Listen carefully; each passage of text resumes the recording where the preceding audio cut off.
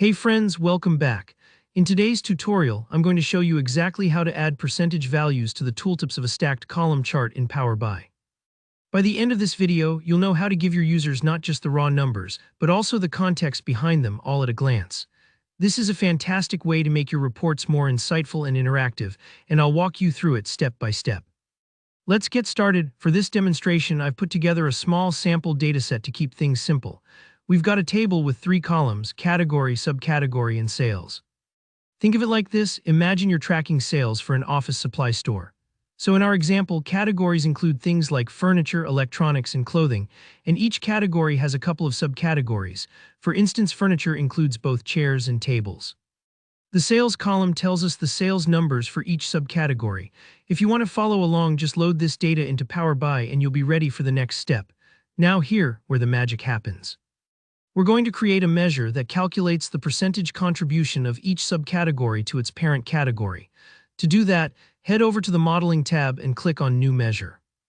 I'll provide the exact formula in the description below, so don't worry about typing it out perfectly right now. You can always copy and paste later.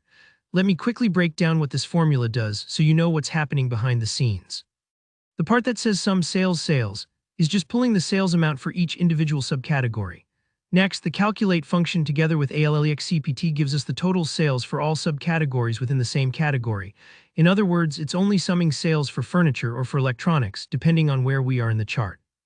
We wrap it all inside the divide function. Why? Because divide in Power BI is smart. It handles division by 0 gracefully, so if you ever had a category with 0 sales, you won't get a nasty error, you'll just see a blank or 0%. That's just one of those little details that makes your report much more robust. Okay, onto the visualization. Create a new stacked column chart. For the x-axis, drag in the category field. For the legend, use the subcategory, and for the values section, drop in the sales figures. Right away, you'll see your data visualized with each column representing a main category and the segments inside showing the split between its subcategories. Now let's bring in those percentages. With your chart selected, look for the tooltip field. Well, it's usually just below the other data fields on the chart setup pane.